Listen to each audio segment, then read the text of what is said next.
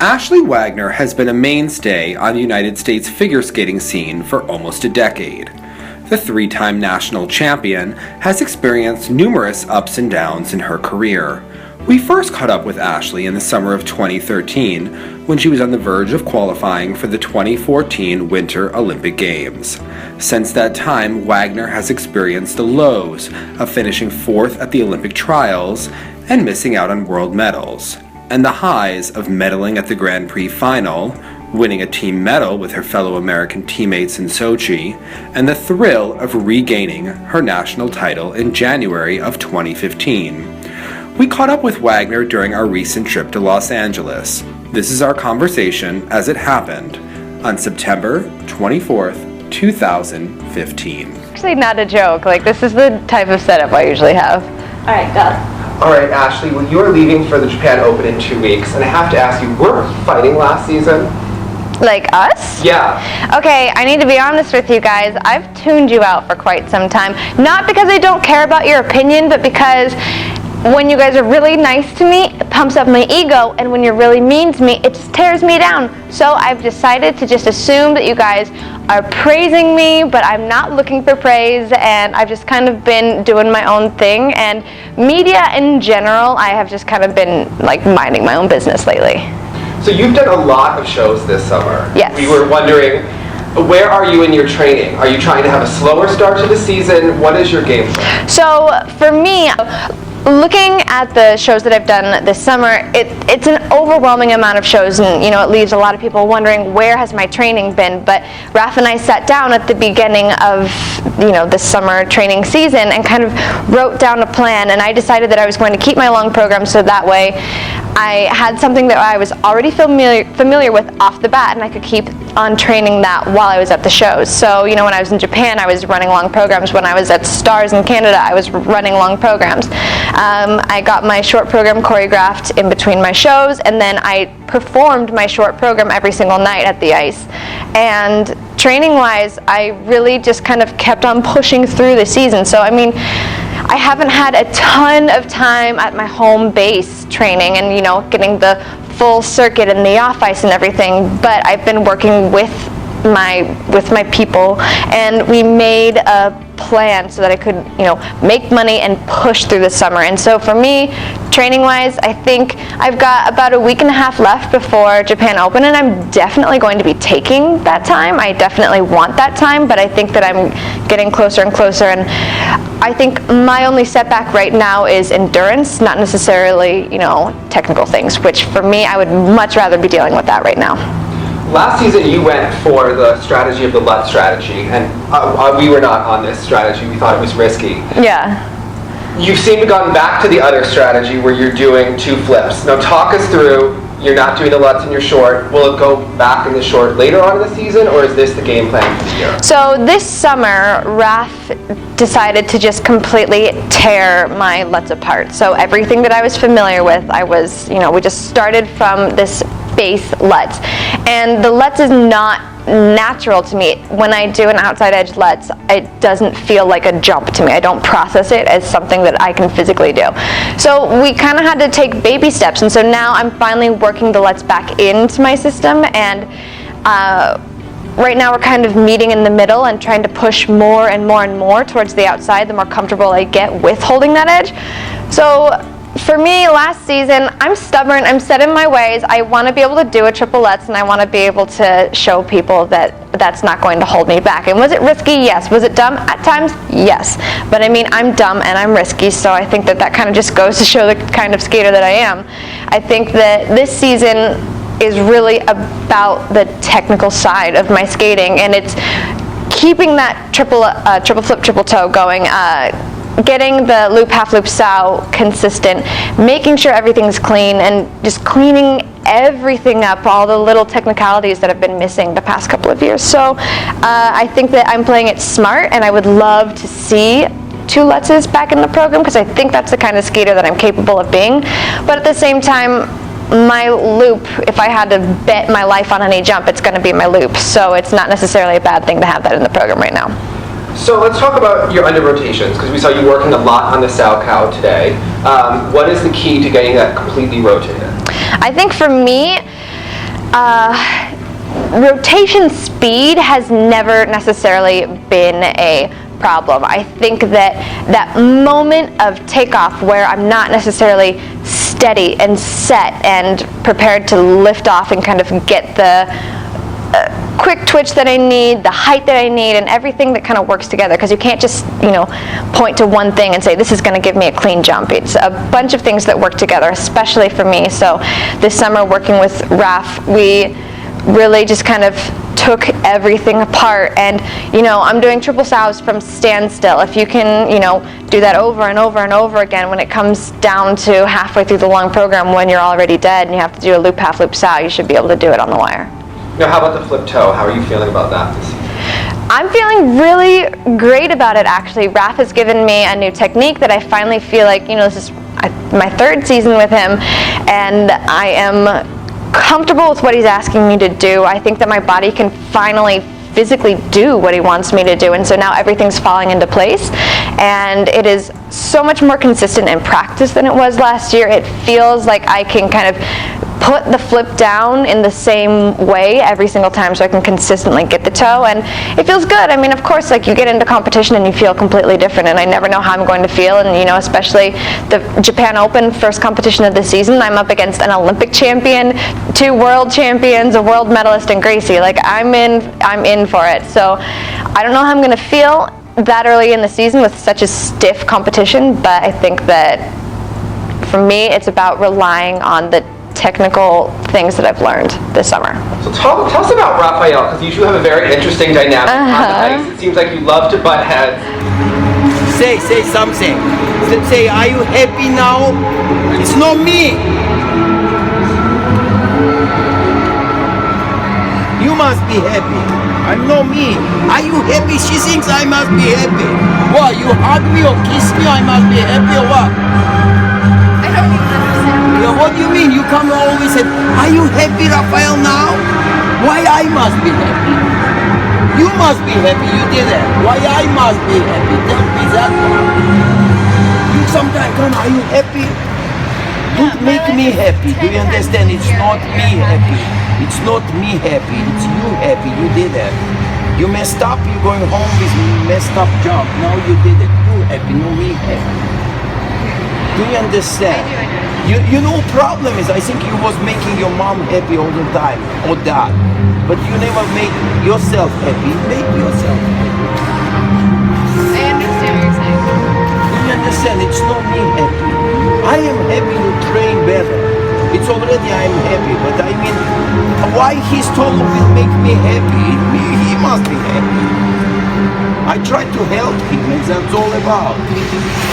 But you must be happy, not me. Does that motivate you, and what is your dynamic like? I mean, the thing is, I do not butt heads with Raph. I am terrified of him, and I respect him. And the moment that I try to butt heads with him, he will go full-on Russian coach on me. So I just I don't even ask for that. Sometimes he tries to explain things in a way that only makes sense to Raphael. But I think he really does motivate me because I'm terrified of him. I know the athlete that I am, and I know that I need someone that I respect, that when it comes down to it and they tell me to do something, I will listen to them and do that, and I have to be a little bit scared of them, or else I'll walk all over them. And it's the type of athlete that I am, and I know that that's my weakness. So Raph is the perfect coach for me, because he will not be easy on me. He will never praise me. He will let me know if I did something right, but he's not the kind of guy that comes into the ring and is like, okay, that's really good, keep trying. No, it's not keep trying, it's do what he told you to do, and that's what I need at this point. I don't have time to kind of have someone cushion things. We saw him walk off during your session earlier today. Did you sense that, or did you know that happened? Oh, he does that all the time. He walks off and he'll eat his lunch and just stare at you from behind the boards. It looks so dramatic. And sometimes if he's in a really bad mood, he'll walk around and just sit and talk to the parents in the middle of your lesson. And you're like, okay, I really need to get my stuff together because this is not good. But yeah, it doesn't even faze me anymore, because all I know is that he walked off to let you know that he just can't even bother with you anymore, and as long as you go around and do the jump right the next time, you're fine. So walk us through Worlds last season, because when I saw you a couple weeks ago, you told me that you have been the problem every time you haven't medaled. I thought that was interesting. So what did you mean by that? And walk us through Worlds last year, because you were going in with a very strong performance at Nationals. I think many people fully thought you were capable of winning a medal. So kind of walk us through where your mind was in that experience. I think Worlds was the perfect storm of many things that were going on in my life. I'm a very independent person. I mean, I think that that's kind of known. I've been on my own since I was 18, and so for me, accepting help and like reaching out to others to kind of help alleviate stress is never something that I just naturally have done. And I kind of felt myself getting panicky last season going into Worlds. I was in a training environment that is not ideal. I was dealing with people on an everyday basis that was just, it was stressing me out. I didn't feel like my off-ice system was working efficiently for what I needed.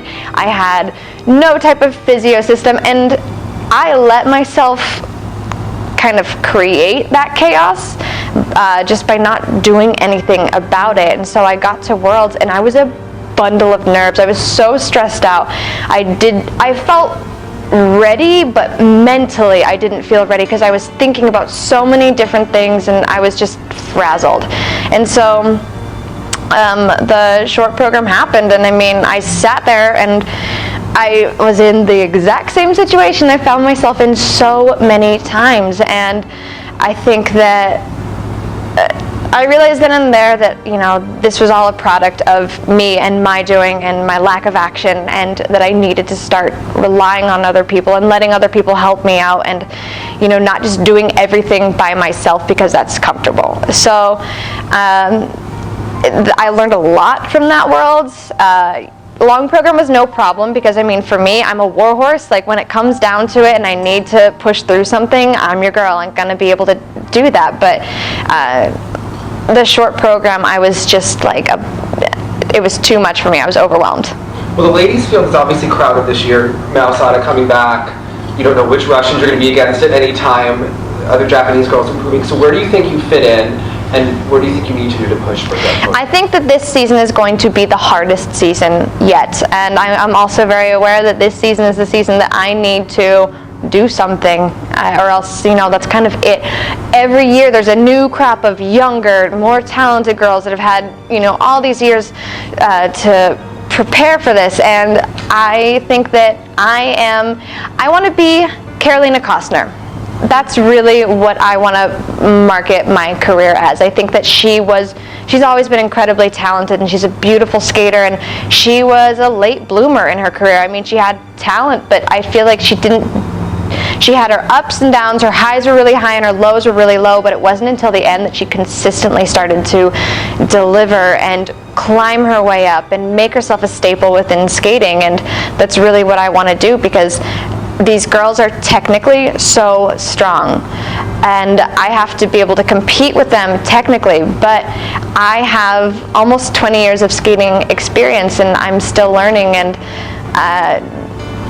I have the performance ability and the emotion and the life experiences to make something look real and believable, and I think that that's kind of my strength at this point. So talking about the second mark, Jenny is always on you about transitions. How have you been adding them? I noticed that you put them in the long program later on in the season last year. Definitely that World Team Trophy. How are you keeping those in for your long? And so transitions are my weakness, and they always start off in the program and then I'm like, I'm tired, I don't want to do this. So that is that's all me, and that's fair to get on me about that. This season is my season of transitions. I have officially declared it. Everybody knows it. At Champs Camp, that was like my thing. I told everybody transitions. The long program is going to be redone by Shae after Japan Open. I've just been too busy trying to get ready for the season. So this is it's just going to be basically what you guys saw at Worlds for Japan Open, but that's not my program for the season. My short program is transitions up the wazoo. It's literally just samba, samba, samba, samba, samba, samba, samba until the very end. And I think that that's just a skeleton of the program right now. That's the first outing of it, and it has room to grow, and there are definitely places that Shae can build on that. And for me, this season, the most important thing is going to be continuing to collaborate with Shae, because it's easy to get busy, it's easy to run out of time, but for me, I need to make the time to see Shae and to have her stay on me and to have her clean up the programs and keep them fresh and keep them interesting for me, so that way I am always thinking about the transitions and not just letting them become just some movement that gets phased out. How did you pick the music? Because obviously you're going to be compared to Tessa Virtue, which I think is a tough comparison for anyone to have. We were on Stars in Canada, and that was actually the music for one of the group numbers, and I was trying to figure out what I wanted to skate to for my short program, and I just knew that I wanted it to be sexy. And when you're up against little girls, you can't skate to what little girls skate to, you know, like I can try to do something pretty and soft, but the little girls are going to kick my butt if I do that, because they're better at that than me. That's not my strength. Little girls cannot do sexy. I felt right away that that was what I needed to do. And I heard Hip Hip Chin Chin, immediately ran to my phone on the side of the board, texted Shae, told her that was what I wanted to do, and that was it. Well, speaking of sexy, tell us about Eddie Alvarez. We're here with you today. Yeah. This happened at the Olympics, so you have a long-distance boyfriend. How does this work? It's the perfect relationship for me because I am too busy to have a boyfriend, period. But I met him at the Olympics. We just immediately clicked. He is absolutely incredible, and he is someone who's been through it. He understands it. He's the first real professional athlete that I've dated, and that's really nice because he just knows that at the end of the day, I've been married to skating for 20 years, and that's going to come first, period, and that's not something that's intimidating to him. And I love that you segued that with, speaking of sexy, tell us about Eddie Alvarez. I'm going to tell him that, and that's going to go straight to his head. How often do you guys get to see each other? Oh my God, this summer was terrible. I saw him twice in 6 months, and I will never let my schedule ever do that to our relationship again. I think we almost killed each other.